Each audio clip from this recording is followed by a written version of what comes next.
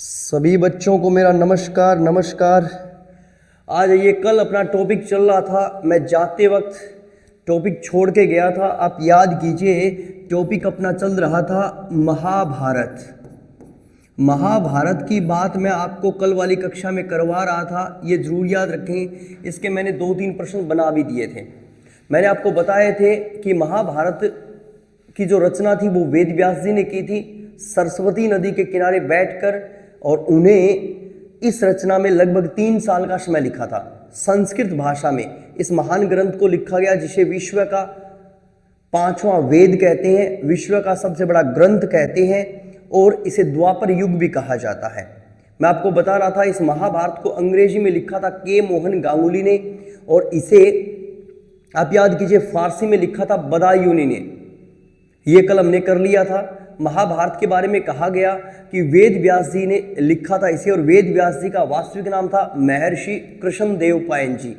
जो महाभारत नामक ग्रंथ है, इसका जन्म 3 रूपों में हुआ था: जय संहिता, भारत और महाभारत। तो जो ये महाभारत है, कल मैं आपको बता रहा था, इस महाभारत में हमें 1 लाख श्लोक मिलते हैं। कितने श्लोक हैं जरूर याद रखेंगे, 1 लाख श्लोक है बेटा संस्कृत के, ठीक है। और इन 1 लाख श्लोकों को कितनी यूनिट में बांटा गया है? यूनिट को नाम दिया गया है बेटा पर्व, और कितने पर्व हैं? 18 पर्व।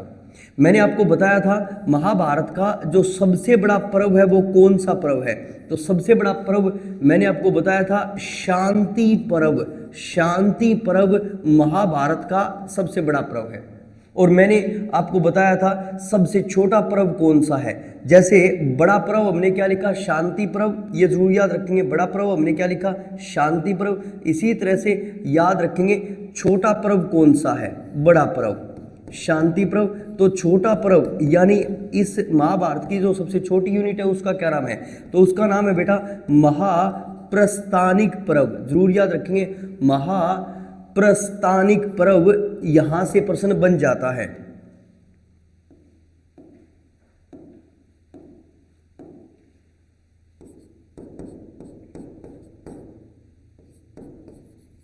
महाप्रस्थानिक पर्व, यह है महाभारत का सबसे छोटा पर्व, ठीक है। और कल हम बात कर रहे थे, इसी से समाप्त हुई थी कल की अपनी कक्षा। आज की क्लास को इसी टॉपिक से आगे शुरू करते हैं। जो पहला पर्व है, ध्यान दीजिए बेटा, पहला पर्व है, इसमें किस चीज का उल्लेख मिलता है? पहले पर्व का नाम है, जरूर याद रखेंगे, आदि पर्व। क्या नाम है? आदि पर्व। और आदि पर्व में बेटा हमें शिशुपाल वध घटना का वर्णन मिलता है। शिशुपाल की हत्या यानी शिशुपाल का वध किया गया था। इस घटना का उल्लेख हमें कौन से पर्व में मिलता है? आदि पर्व में मिलता है। ध्यान दीजिए, दूसरा पर्व कौन सा है? दूसरा पर्व है बेटा, जरूर याद रखेंगे, सभा पर्व। कौन सा पर्व है? सभा पर्व। जो सभा पर्व है उसकी विशेषता है, क्या है? ध्यान दीजिए, सभा पर्व से प्रश्न क्या बनेंगे सुन लीजिए। सभा पर्व में आप याद कीजिए, एक तरफ तो कौरव है, कौरव, और दूसरी तरफ कौन है? पांडव। ये जरूर याद रखेंगे, पांडव। कौरवों और पांडवों के मध्य एक खेल हुआ था। कौन सा खेल हुआ था? उस खेल को हम बोलते हैं जुए का खेल। कौन सा खेल हुआ था भाई? जुए का खेल हुआ था। कौरवों और पांडवों के मध्य सभा पर्व में एक खेल हुआ था, और जुए का खेल हुआ था बेटा, ये आपको याद रखना है। इस खेल में जो जीत मिली वो किसको जीती थी? जीते कौन थे इस खेल में? तो कौरव जीते थे। और हार का सामना किसने किया था? हार किसकी हुई थी? तो हार हुई थी बेटा, जरूर याद रखेंगे, पांडवों की। हार किसकी हुई थी? पांडवों की। ध्यान दीजिए, इस जीत के बाद कौरवों ने पांडवों को 12 वर्ष का वनवास दिया था। क्या दिया था? 12 वर्ष का वनवास, और 1 वर्ष का दिया था, जरूर याद रखेंगे, अज्ञातवास। कौन सा वास भाई? अज्ञातवास दिया था, ठीक है। अज्ञातवास की क्या शर्त रखी गई थी? अगर हमने उस 1 साल में पहचान लिया आप 5 भाइयों को और द्रौपदी को, अगर हमने आपको उस अज्ञातवास में पहचान लिया तो आप दोबारा से फिर 12 साल के लिए जाएंगे। इसीलिए जो पांडव थे, पांडवों के बारे में सबसे बड़ी लाइन लिखी जाती है कि इन्होंने अज्ञातवास राजा विराट के यहाँ पे व्यतीत किया था। कहाँ पे व्यतीत किया था? राजा विराट के यहाँ पे अज्ञातवास व्यतीत किया था। ये जरूर याद रखेंगे। चलिए, अब सजा पूरी होने के बाद, ध्यान दीजिए, सजा पूरी होने के बाद, अब पूरी होने के बाद क्या हुआ? सजा पूरी होने के बाद जो पांडव थे, उन पांडवों ने क्या किया? ध्यान दीजिए, उन पांडवों ने क्या किया? अपना शांति दूत, कौन सा दूत जरूर याद रखेंगे, शांति दूत बनाकर किसे भेजा? श्री कृष्ण को भेजा, माधव को भेजा। ये जरूर याद रखेंगे, श्री कृष्ण को भेजा कहाँ पे? कौरव राजा धृतराष्ट्र के दरबार में। किसके दरबार में? जरूर याद रखेंगे, कौरवों के राजा कौन है? कौरव राजा कौन है? तो कौरवों के राजा है, जरूर याद रखेंगे, धृतराष्ट्र। धृतराष्ट्र के दरबार में शांति दूत के रूप में कौन गए थे? श्री कृष्ण गए थे। श्री कृष्ण ने उनसे कुछ राज्य मांगा, तो जो कौरव राजकुमार था, जिसको हम इतिहास में क्या बोलते हैं? जिसको हम बोलते हैं दुर्योधन, उस दुर्योधन ने राज से मना कर दिया था। किससे मना कर दिया था? राज से। तो श्री कृष्ण ने क्या किया? पांचों भाइयों के लिए 5 गांवों की मांग की थी। कितने गांव मांगे थे? 5 गांव। एक गांव सोनप्रस्थ मांगा था। कौन सा? सोनप्रस्थ। एक गांव मांगा था, जरूर याद रखेंगे, पांडुप्रस्थ। पांडुप्रस्थ मांगा था। और एक गांव कौन सा मांगा था? याद रखेंगे, इंद्रप्रस्थ। इंद्रप्रस्थ मांगा था। और एक गांव कौन सा मांगा था बेटा? याद रखेंगे, व्याघ्रप्रस्थ। कौन सा? व्याघ्रप्रस्थ मांगा था। और एक जो मांगा था वो कौन सा मांगा था? जरूर याद रखेंगे, तिलप्रस्थ। तो कुल मिला के ये 5 गांव श्री कृष्ण ने मांगे थे उन 5 भाइयों के लिए। ठीक है, अब एक मैं विशेष लाइन लिखना चाहूंगा, सुन लीजिए ध्यान से।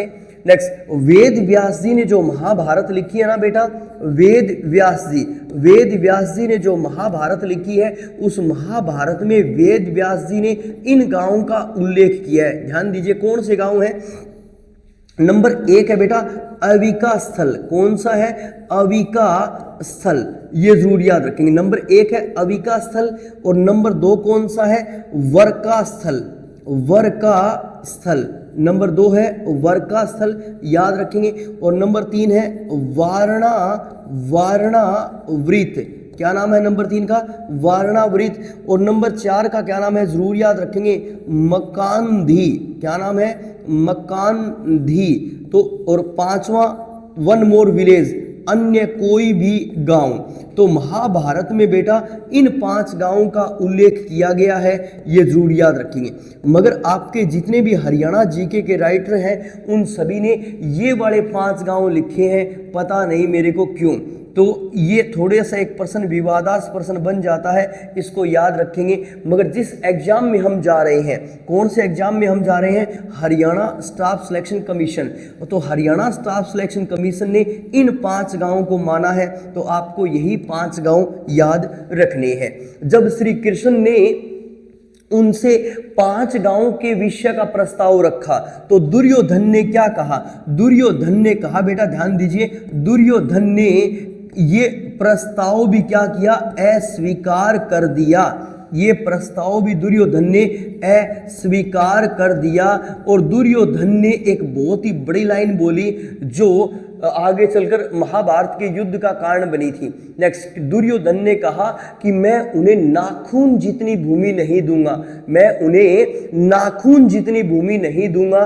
तब जाके इन परिस्थितियों में विश्व इतिहास का सबसे बड़ा युद्ध हुआ, जिस युद्ध को हम क्या बोलते हैं? जरूर याद रखेंगे, महाभारत का युद्ध बोलते हैं। कौन सा युद्ध? महाभारत का युद्ध। ये युद्ध कहाँ पे हुआ था? लोकेशन कौन सी है? तो जरूर याद रखेंगे, कुरुक्षेत्र। कुरुक्षेत्र में हुआ था, और कुरुक्षेत्र अपने हरियाणा में है।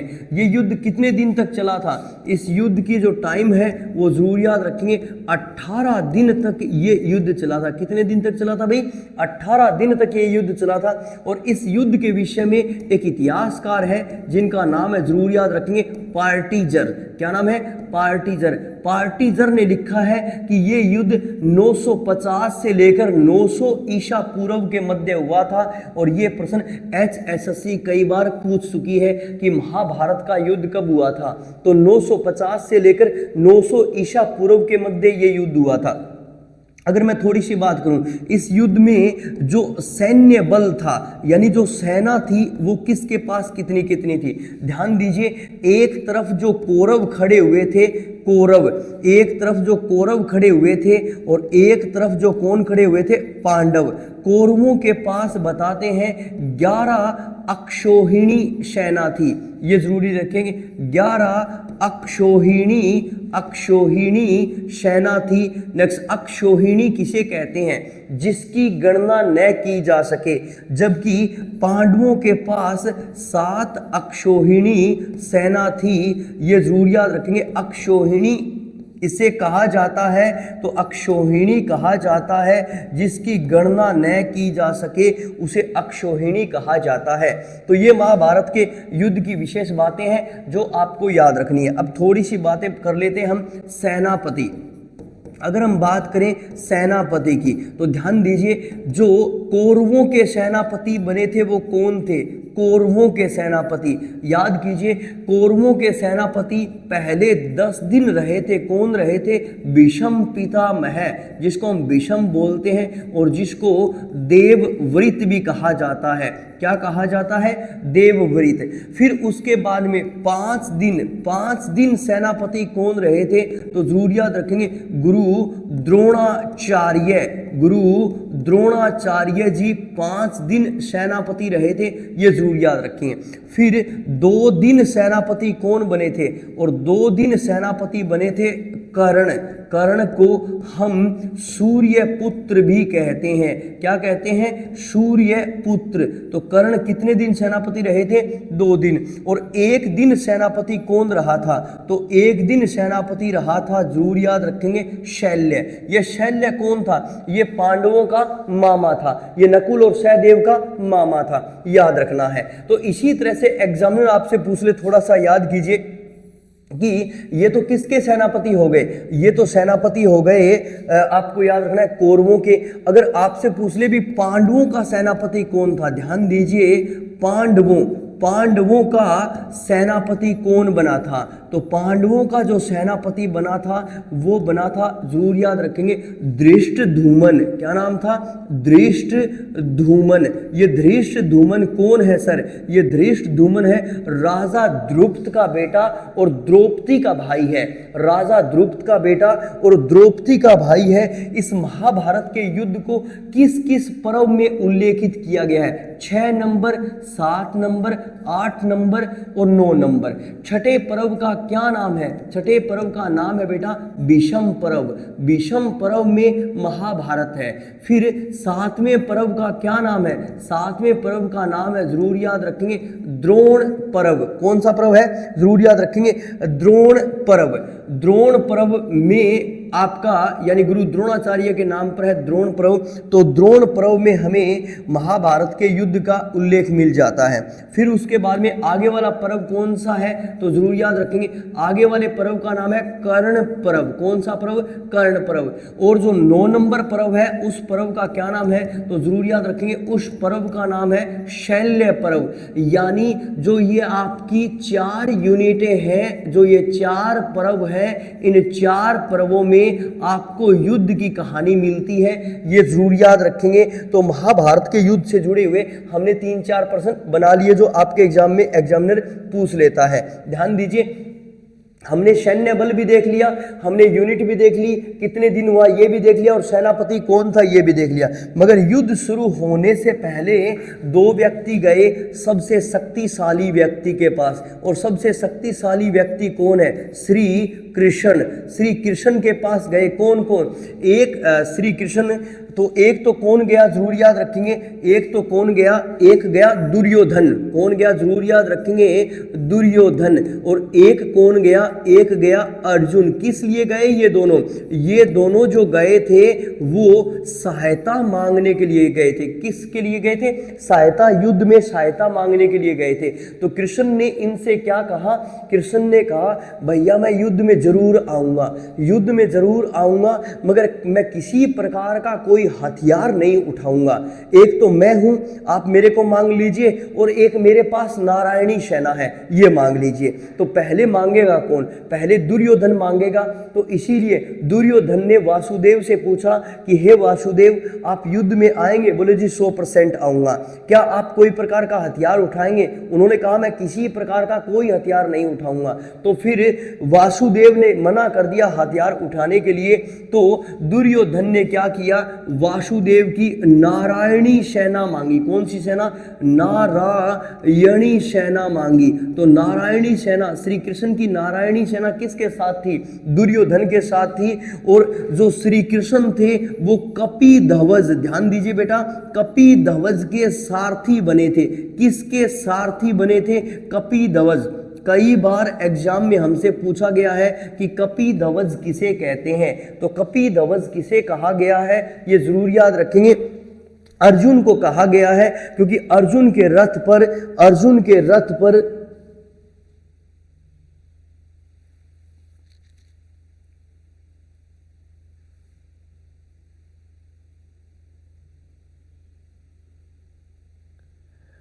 ओके मनोज ज्योति, ठीक है भाई, ओके ओके दिग्विजय सिंह, चलो। तो इस तरह से कपिध्वज किसे कहा गया है? तो कपिध्वज कहा गया है अर्जुन। चलिए अब एक बड़ा प्रश्न क्या है सर, बता दीजिए। जो ये युद्ध हुआ था, कौन सा युद्ध हुआ था? आप याद कीजिए, महाभारत का युद्ध। अब इस महाभारत के युद्ध के बारे में कहा जाता है युद्ध का सारा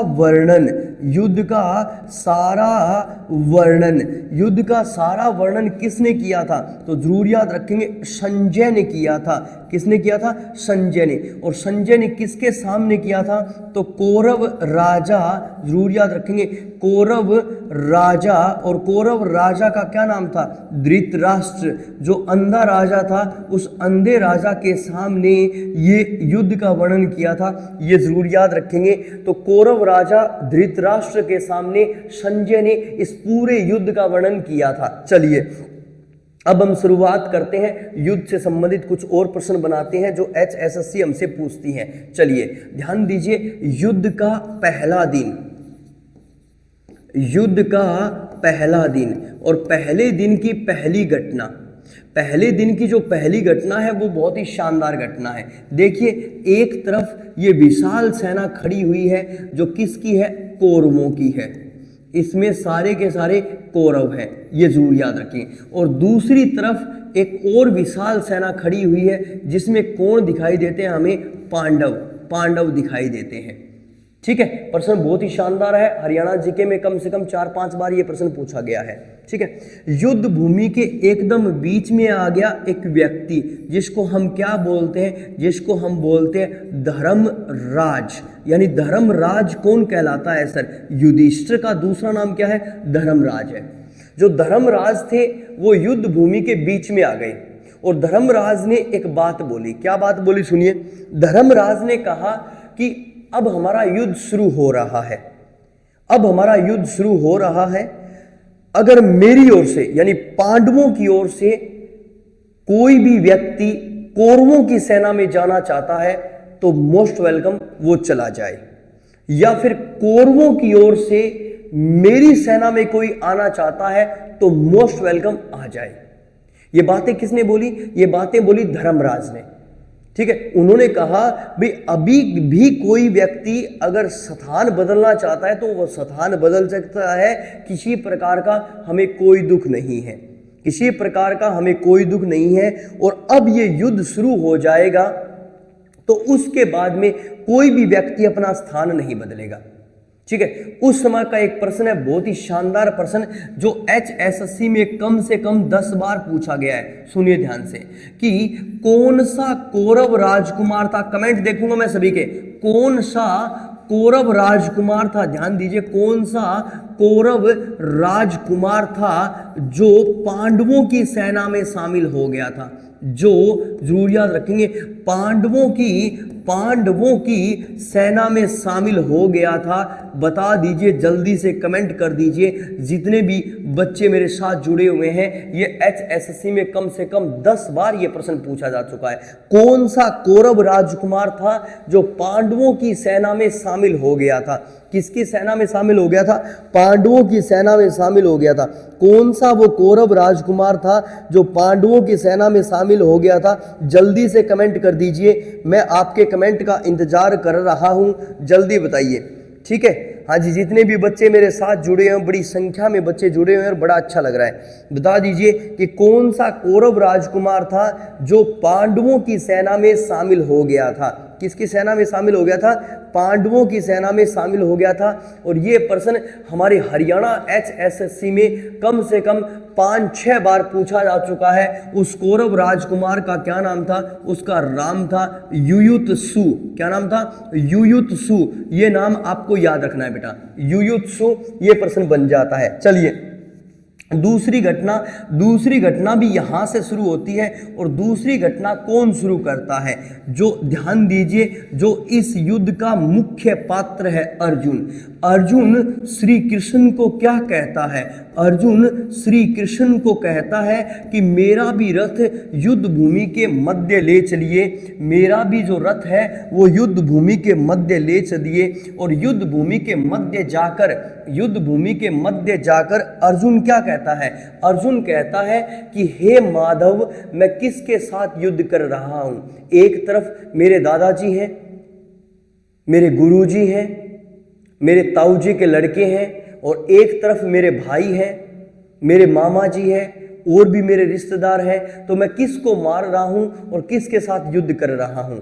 ठीक है, तो इस तरह की बातें करता है अर्जुन। उस समय श्री कृष्ण ने क्या किया? ज्योतिसर नामक स्थान पर, जरूर याद रखेंगे, ज्योतिसर। और इस ज्योतिसर को HSSC ने जीतसर भी लिखा है। जीतसर कहां पे है? ये जीतसर या ज्योतिसर, तो जरूर याद रखेंगे बेटा, कुरुक्षेत्र में। कहां पे है? कुरुक्षेत्र में है ये ज्योतिसर या जीतसर। तो ज्योतिसर या जीतसर नामक स्थान पर क्या होता है कि जब अर्जुन युद्ध से मना कर देता है तो श्री कृष्ण उन्हें गीता का उपदेश देते हैं। किसका उपदेश देते हैं? ध्यान दीजिए, गीता। और गीता में किस चीज का उपदेश देते हैं? तो गीता में उपदेश दिया गया है, जरूर याद रखेंगे, कर्म का उपदेश दिया गया है कि हे पार्थ, तुम क्षत्रिय हो, तुम कर्म करो, फल की इच्छा मत करो। अब जब युद्ध भूमि में तुम आ गए हो तो तुम युद्ध करो। युद्ध भूमि में तुम आ गए हो तो युद्ध करो। जो गीता है, इस गीता में हमें कितने अध्यायों का वर्णन मिलता है? इसमें अध्यायों की संख्या है 18। और गीता में कितने श्लोक हैं? जरूर याद रखेंगे, श्लोक की संख्या है 700। इस गीता को लिखने का कार्य किसने किया है? तो जरूर याद रखेंगे, वेद व्यास जी ने लिखा है इस गीता को। क्योंकि जब महाभारत वेद व्यास जी ने लिखी है तो वेद व्यास जी ने ही इस गीता को लिखा है। और गीता का वर्णन 6 नंबर पर्व, कौन सा पर्व है? विषम पर्व में गीता का उल्लेख हमें मिलता है। ये जो ग्रंथ है ये किस भाषा में लिखा गया है? संस्कृत भाषा में लिखा गया है, ये जरूर याद रखेंगे। किस भाषा में? संस्कृत भाषा में लिखा गया है, ये जरूर याद रखेंगे। और इसे अंग्रेजी में किसने लिखा है? ध्यान दीजिए, इसे अंग्रेजी भाषा में लिखा है एक अंग्रेज ने, जिसका नाम है विलियम विल्किंस। किसने इसे अंग्रेजी में लिखा है? विलियम विल्किंस ने इसे अंग्रेजी भाषा में लिखा है, ये जरूर याद रखेंगे। श्रीमद् भागवत गीता की शुरुआत, नेक्स्ट, इसकी शुरुआत कहाँ से होती है? तो जरूर याद रखेंगे, श्रीमद् भागवत गीता की जो शुरुआत होती है वो संजय और धृतराष्ट्र के वार्तालाप से होती है। संजय और, जरूर याद रखेंगे, धृतराष्ट्र के वार्तालाप से इसकी शुरुआत होती है। जब ये दोनों बातें कर रहे हैं तब नेक्स्ट गीता की शुरुआत होती है। मगर गीता में किसका वार्तालाप है, ध्यान दीजिए, किसका वार्तालाप यानी किसकी बातें हमें दिखाई देती है पूरी की पूरी मद् भागवत गीता में। जो पार्थ है, पार्थ कौन है, अर्जुन, वो माधव को प्रश्न पूछ रहा है। किसको प्रश्न पूछ रहा है भाई, माधव को प्रश्न पूछ रहा है। और जो गीता है ध्यान दीजिए वो हमारा राष्ट्रीय ग्रंथ है। कैसा ग्रंथ है ये जरूर याद रखेंगे, राष्ट्रीय ग्रंथ है श्रीमद् भागवत गीता, ये भी आपको याद रखना है। जब बार बार श्री कृष्ण कहते हैं अर्जुन से, जब बार बार श्री कृष्ण कहते हैं अर्जुन से भाई आप युद्ध कीजिए, आप युद्ध कीजिए, आप युद्ध कीजिए, तो क्या होता है कि अर्जुन जब युद्ध करने से मना कर रहा है तो अध्याय नंबर 11 जो 11वां अध्याय है उस अध्याय में ध्यान दीजिए श्री कृष्ण ने अपना विराट रूप दिखाया। क्या दिखाया, जरूर याद रखेंगे, विराट रूप दिखाया। अब हमारी HSSC में पूछा गया था कि वो विराट रूप किसने देखा था, तो वो विराट रूप देखा था, जरूर याद रखेंगे, पार्थ। और पार्थ के साथ साथ ये विराट रूप किसने देखा था, जरूर याद रखेंगे, संजय ने भी देखा था। तो श्रीमद् भागवत गीता से आपके एग्जाम में प्रश्न जरूर बनेगा। ये युद्ध के पहले दिन की दूसरी घटना है, ये युद्ध के पहले दिन की दूसरी घटना है, ये जरूर याद रखेंगे आप।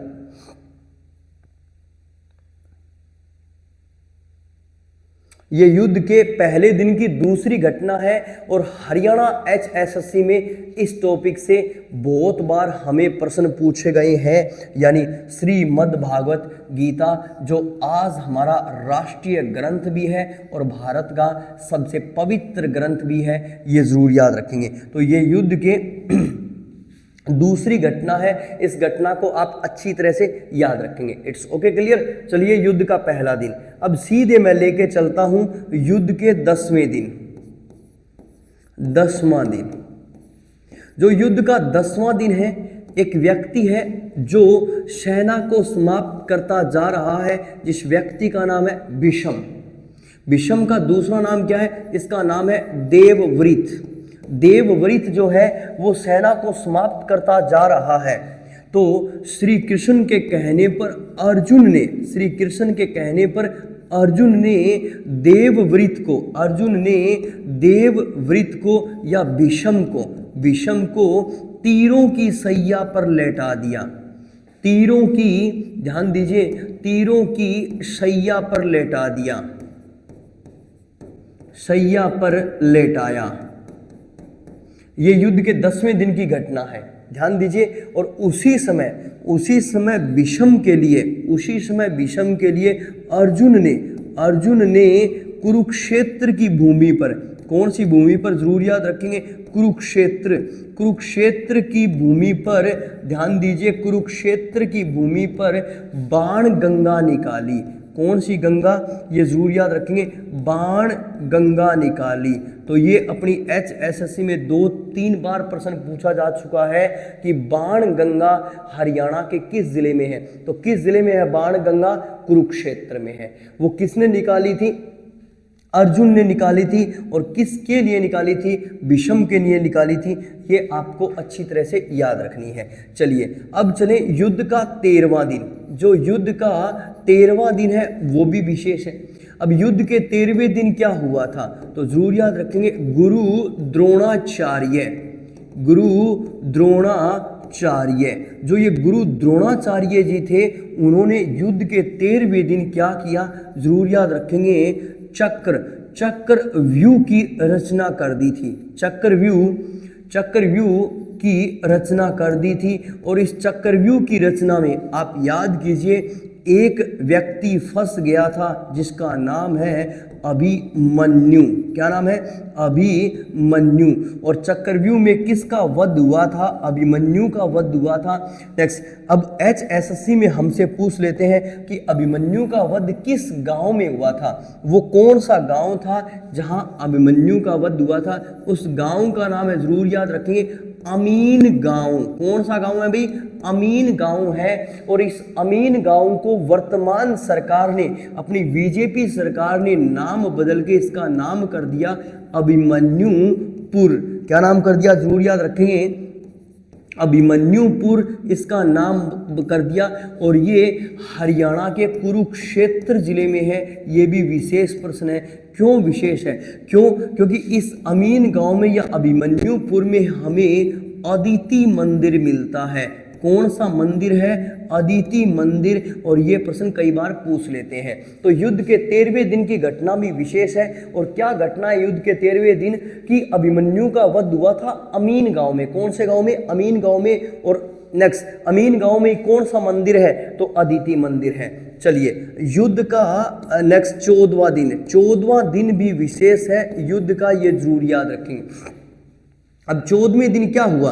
ध्यान दीजिए, 14वें दिन क्या हुआ? तो युद्ध के 14वें दिन विशेष है, क्योंकि जब अभिमन्यु की मृत्यु हुई थी, उस मृत्यु में जयद्रथ ने विशेष योगदान किया था। तो अर्जुन ने युद्ध के 14वें दिन, जरूर याद रखेंगे, जयद्रथ का वध किया था। किसका वध किया था? जयद्रथ का वध किया था। ये प्रश्न हमसे पूछ सकता है, मगर इससे अच्छा प्रश्न क्या बनेगा? नेक्स्ट, युद्ध के 14वें दिन शुरुआत हुई। किस चीज की शुरुआत हुई? युद्ध रात्रि को शुरू हो गया था। ये विशेष प्रश्न है और ये प्रश्न एक बार पूछा जा चुका है। ये महाभारत का युद्ध किस दिन से रात्रि को शुरू हो गया था? तो कौन सा दिन था? वो दिन याद रखेंगे, 14वां दिन था। चलिए, फिर उसके बाद में आगे चले और युद्ध का 15वां दिन। कौन सा दिन? 15वां। तो 15वें दिन की घटना विशेष है। क्यों? क्या हुआ कि 15वें दिन जो भीम था, भीम ने गुरु द्रोणाचार्य को क्या कहा? सुनने वाली बात है। भीम ने गुरु द्रोणाचार्य को कहा था कि मैंने अश्वत्थामा का वध कर दिया। किसका वध कर दिया? जरूर याद रखेंगे, अश्वत्थामा का वध कर दिया। और अश्वत्थामा कौन थे? ये गुरु द्रोणाचार्य के बेटे थे। जैसे ही पता चला कि अश्वत्थामा का वध हो गया, किसको? गुरु द्रोणाचार्य को। हकीकत में वो अश्वत्थामा नाम का हाथी था, मगर अश्वत्थामा हाथी भी था और अश्वत्थामा इनका बेटा भी था। तो जैसे गुरुजी को सुना भी अश्वत्थामा का वध हो गया, तो गुरुजी घबरा गए और उन्होंने अपने हथियार छोड़ दिए थे। इस परिस्थिति का लाभ किसने लिया? जब उन्होंने हथियार छोड़ दिए तो इस परिस्थिति, ध्यान दीजिए, इस परिस्थिति का लाभ लिया था धृष्टद्युम्न ने। किसने लाभ लिया? जरूर याद रखेंगे, धृष्टद्युम्न। ये कौन है? ये द्रौपदी का भाई है। ये द्रौपदी का भाई है और राजा ध्रुपद का बेटा है। ये द्रौपदी का भाई है और राजा ध्रुपद का बेटा है। और कौरवों का क्या है? जरूर याद रखेंगे, ये कौरवों का है सेनापति। क्या है? कौरवों का सेनापति। तो इस धृष्टद्युम्न ने इस परिस्थिति का, जैसे ही गुरुजी ने अपने हथियार छोड़ दिए तो धृष्टद्युम्न ने क्या किया? धृष्टद्युम्न ने गुरु द्रोणाचार्य का वध कर दिया। ये जरूर याद रखेंगे, गुरु द्रोणाचार्य का वध कर दिया। ये जरूर याद रखेंगे, गुरु द्रोणाचार्य का वध कर दिया। नेक्स्ट, ये भी युद्ध के 15वें दिन की घटना है और ये भी विशेष घटना है। चलिए, अब चले युद्ध के 17वें दिन। युद्ध का जो 17वां दिन था वो भी विशेष था। कैसे विशेष था? क्योंकि युद्ध के 17वें दिन अर्जुन ने क्या किया? अर्जुन ने कर्ण का वध कर दिया था। ये जरूर याद रखेंगे, कर्ण का वध कर दिया था। कर्ण कौन था? कर्ण को हम बोलते हैं, जरूर याद रखेंगे, सूर्य पुत्र। क्या बोलते हैं? सूर्य पुत्र। इसे हम बोलते हैं सूत पुत्र। क्या बोलते हैं? सूत पुत्र। इसे हम बोलते हैं राधे। क्या बोलते हैं? राधे।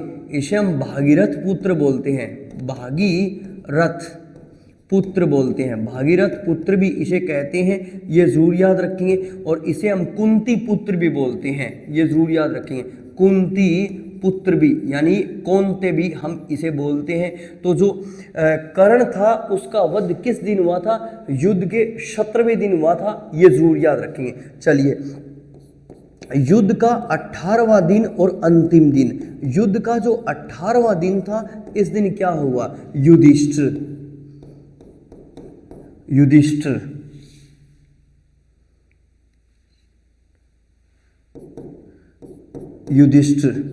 युधिष्ठिर ने क्या किया? शैल्य का वध कर दिया था। किसका? शैल्य का वध कर दिया था। किसने? युधिष्ठिर ने शैल्य का वध कर दिया था और युद्ध समाप्त हो गया था। जो युद्ध था वो क्या हो गया था? जरूर याद रखेंगे, समाप्त। युद्ध समाप्त हो गया था। कौन से दिन की घटना है? ये 18वें दिन की घटना है, पर विशेष घटना जो दुर्योधन था, ध्यान दीजिए, जो दुर्योधन था वो भाग गया।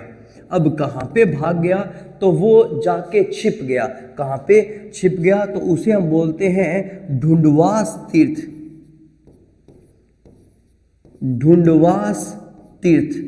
अब ये ढूंढवास तीर्थ कहाँ पे है? तो ढूंढवास तीर्थ है इक्कस गांव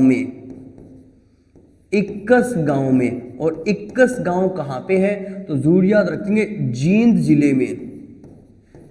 जिले में। तो ढूंढवास तीर्थ में जाके छिप गया कौन? दुर्योधन। ढूंढवास तीर्थ से निकालकर, ध्यान दीजिए, ढूंढवास तीर्थ से निकालकर भीम ने गदा युद्ध में, कौन से युद्ध में? गदा युद्ध में दुर्योधन का वध कर दिया था। ये जरूर याद रखें, गदा युद्ध में दुर्योधन का वध कर दिया था। बहुत ही विशेष घटना है ये भी। मगर मैं एक और लाइन यहाँ पे लिखना चाहूँगा, नेक्स्ट, अभिज्ञान शाकुंतलम। आप याद कीजिए, अभिज्ञान शाकुंतलम।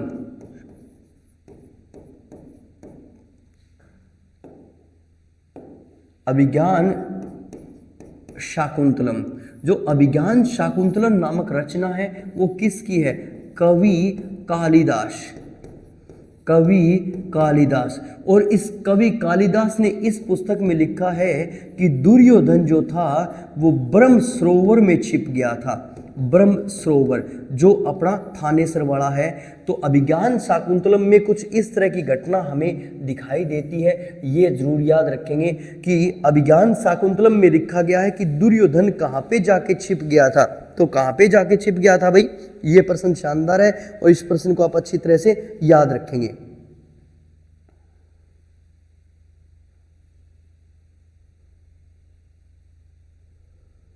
ओके मोहित, ठीक है। तो अभिज्ञान शाकुंतलम में लिखा गया है कि कवि कालिदास ने वो ब्रह्म सरोवर में जाके छिप गया था। चलिए, अब युद्ध की विजय होगी। अब हस्तिनापुर में, ध्यान दीजिए, युद्ध के विजय के बाद, युद्ध की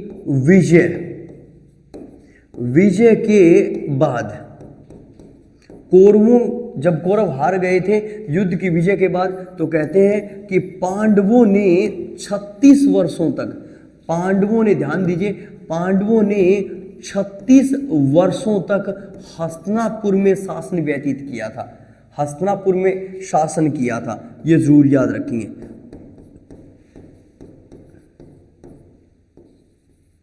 हस्तिनापुर में शासन किया था। कितने साल तक शासन किया था? 36 साल तक शासन किया था। किसने?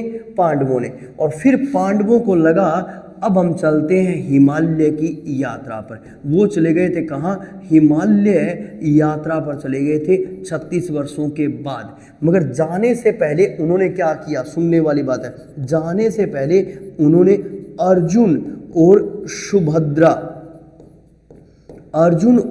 सुभद्रा का बेटा था अभिमन्यु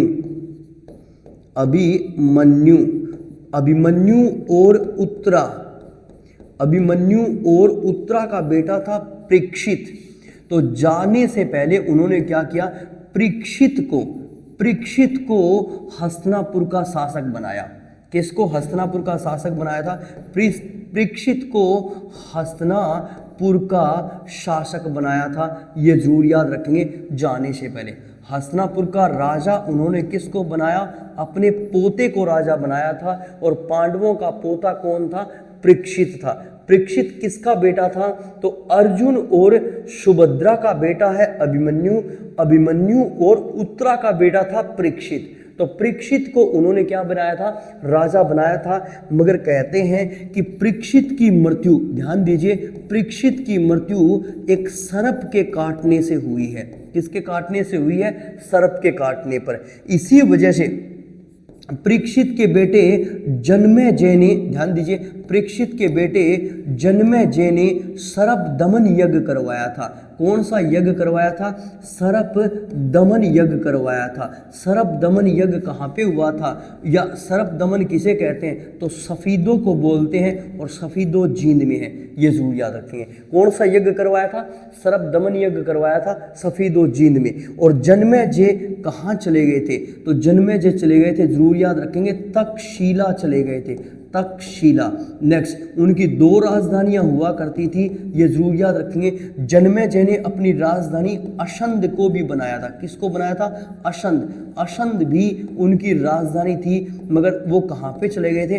तक्षशिला चले गए थे, ये जरूर याद रखेंगे। अब एक और विशेष प्रश्न मैं सभी के लिए लिख देता हूँ, सुन लीजिए ध्यान से।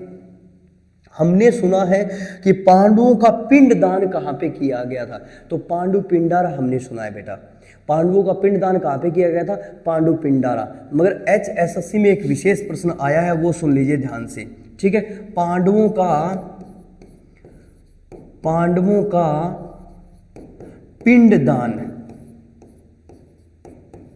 HSSC में पूछा गया कि पांडवों का पिंडदान, तो जरूर याद रखेंगे सरस्वती नदी और कहाँ पे? पेहवा। पेवा कहाँ पे है? कुरुक्षेत्र में। तो HSSC में ये नाम सही किया गया है कि पांडवों का पिंडदान कहाँ पे हुआ था? पेवा, कुरुक्षेत्र में हुआ था, सरस्वती नदी के किनारे। और इसके साथ में ही अपना ये टॉपिक हो जाता है कंप्लीट। ध्यान दीजिए, कल मैंने आपको महाभारत के बहुत सारे प्रश्न करवा दिए थे, युद्ध से पहले की घटनाएं मैंने आपको करवा दी थी, ठीक है। युद्ध महाभारत में 1 लाख श्लोक हैं, और उन 1 लाख श्लोकों को 18 यूनिट में बांट रखा है। यूनिट को पर्व बोलते हैं। सबसे बड़ी यूनिट है शांति पर्व, और सबसे छोटी यूनिट है महाप्रस्थानिक पर्व, ये जरूर याद रखेंगे। पहला पर्व है आदि पर्व। आदि पर्व में हमें शिशुपाल वध घटना का वर्णन मिलता है, जबकि दूसरा पर्व है सभा पर्व। सभा पर्व में हमें कौरवों और पांडवों के बीच जो जुए का खेल हुआ था, उस खेल का वर्णन मिलता है। उस खेल में कौरवों को जीत मिली थी और पांडवों ने हार का सामना किया था। हारने के बाद पांडवों को सजा दी गई थी 12 वर्ष का वनवास और 1 वर्ष का अज्ञातवास। ये सजा दी गई थी किसको? पांडवों को। तो पांडवों ने जो अपना अज्ञातवास व्यतीत किया था, वो राजा विराट के यहाँ पे व्यतीत किया था। अज्ञातवास की शर्त क्या थी?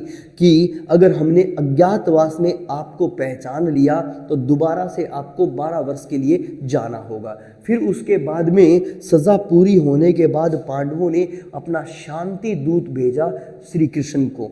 शांति दूत के रूप में किसे भेजा? श्री कृष्ण को। श्री कृष्ण ने उनके लिए कुछ गांवों की मांग की। कितने गांवों की मांग की? 5 गांव। पांडुप्रस्थ, सोनप्रस्थ, इंद्रप्रस्थ, व्याघप्रस्थ और तिलप्रस्थ, याद रखेंगे। मगर दुर्योधन ने कहा कि मैं उन्हें नाखून जितनी भूमि नहीं दूंगा। तो हुआ विश्व का सबसे बड़ा युद्ध, महाभारत का युद्ध। इतिहासकार पार्टीजर के अनुसार यह युद्ध कब हुआ था? तो जरूर याद रखेंगे 950 से 900 ईसा के पूर्व के मध्य, और 18 दिन तक ये युद्ध चला था। इस युद्ध में जो सैन्य बल था वो था 18 अक्षौहिणी सेना। तो 11 अक्षौहिणी थी नेक्स्ट कौरवों के पास, और 7 अक्षौहिणी थी पांडवों के पास। ध्यान दीजिए, कौरवों ने अपने 4 सेनापति बनाए थे। भीष्म बना था, फिर गुरु द्रोणाचार्य बने थे, कर्ण बने थे, और फिर शल्य बने थे। जबकि पांडवों ने एक ही सेनापति बनाया था, धृष्टद्युम्न। ध्यान दीजिए, युद्ध का वर्णन 6, 7, 8, 9 भीष्म पर्व, द्रोण पर्व, कर्ण पर्व और शल्य पर्व में किया गया है। यह आपको याद रखना है। और युद्ध का जितना भी सारा वर्णन था वो संजय ने किया था। कौरव अंधे राजा धृतराष्ट्र के सामने, ये आपको याद रखना है। युद्ध शुरू होने से पहले सहायता के लिए श्री कृष्ण और अर्जुन, श्री कृष्ण के पास गए थे अर्जुन और दुर्योधन। तो ध्यान दीजिए, श्री कृष्ण ने अपनी नारायणी सेना दुर्योधन को दी थी और स्वयं कपि ध्वज के क्या बने थे, सारथी बने थे। युद्ध के पहले दिन की घटना बहुत ही जबरदस्त घटना है। एक तो युयुत्सु कौन है, ये कौरव राजकुमार है, ये पांडवों की सेना में शामिल हो गया था। दूसरी घटना क्या है कि जब अर्जुन ने युद्ध से मना कर दिया था तो श्री कृष्ण ने ज्योतिसर नामक स्थान पर गीता का उपदेश दिया था। गीता में कर्म का उपदेश दिया, जो आज हमारा राष्ट्रीय ग्रंथ है। गीता में 18 अध्याय और 700 श्लोक है।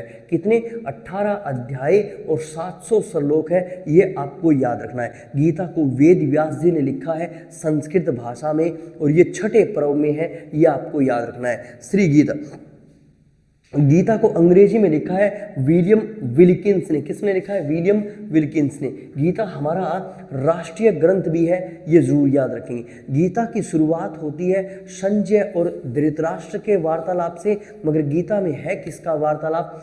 पार्थ और माधव का वार्तालाप है, ये जरूर याद रखेंगे। जब बार बार श्री कृष्ण अर्जुन को कहते हैं युद्ध कर युद्ध कर युद्ध कर, जब वो युद्ध से मना कर देता है तो 11वें अध्याय में श्री कृष्ण ने अपना विराट रूप दिखाया है, ये जरूर याद रखें। किस अध्याय में?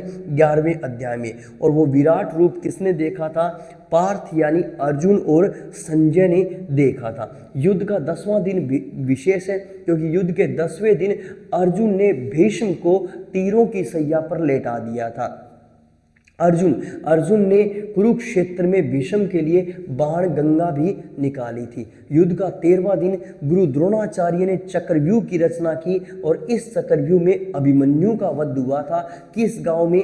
अमीन गांव में। अमीन गांव का नाम बदलकर अभिमन्युपुर कर दिया गया है और अमीन गांव में अदिति मंदिर भी है, ये आपको याद रखना है। फिर उसके बाद में युद्ध के 14वें दिन अर्जुन ने जयद्रथ का वध किया, मगर ये घटना नहीं, आपको ये याद रखना है कि इस दिन से 14वें दिन से युद्ध रात्रि को शुरू हो गया था, ये जरूर याद रखेंगे। युद्ध के 15वें दिन भीम ने गुरु द्रोणाचार्य को कहा मैंने अश्वत्थामा को मार दिया है। ये सुनते ही गुरुजी ने अपने हथियारों का त्याग कर दिया था और इस परिस्थिति का लाभ लेते हुए धृष्टद्युम्न ने गुरु द्रोणाचार्य का वध कर दिया था, ये जरूर याद रखेंगे। युद्ध के 17वें दिन अर्जुन ने कर्ण का वध किया था। कर्ण को इतिहास में सूर्य पुत्र, सूत पुत्र, नेक्स्ट राधे, अधिरथ पुत्र और याद रखेंगे कौन्ते भी कहा जाता है। और युद्ध के 18वें दिन युधिष्ठिर ने शल्य का वध कर दिया था और युद्ध समाप्त हो गया था। मगर भयभीत दुर्योधन ढूंढवास तीर्थ में जाके छिप गया था, जो 21 गांव और जींद जिले में है। वहां से निकालकर गदा युद्ध में दुर्योधन का वध किया था भीम ने। युद्ध विजय के बाद जो पांडव थे वो 36 वर्षों तक हस्तिनापुर में राज करते रहे और 36 वर्षों के बाद वो हिमालय यात्रा पर चले गए थे। किस यात्रा पर चले गए थे? हिमालय। मगर हिमालय यात्रा जाने से पहले उन्होंने अपने पोते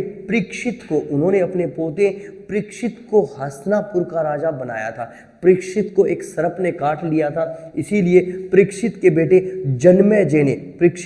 जन्मेजय ने सर्प दमन यज्ञ करवाया था। सर्प दमन किसका नाम है?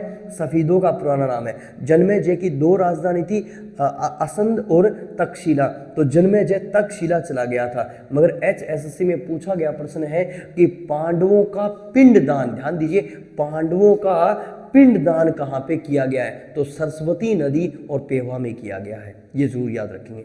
ठीक है, तो यहाँ अपना महाभारत का टॉपिक कंप्लीट हो जाता है और अब हम बात करेंगे आपके हरियाणा या भारत के बहुत ही शानदार वंश की, जिसको हम बोलते हैं वर्धन वंश। कौन सा वंश?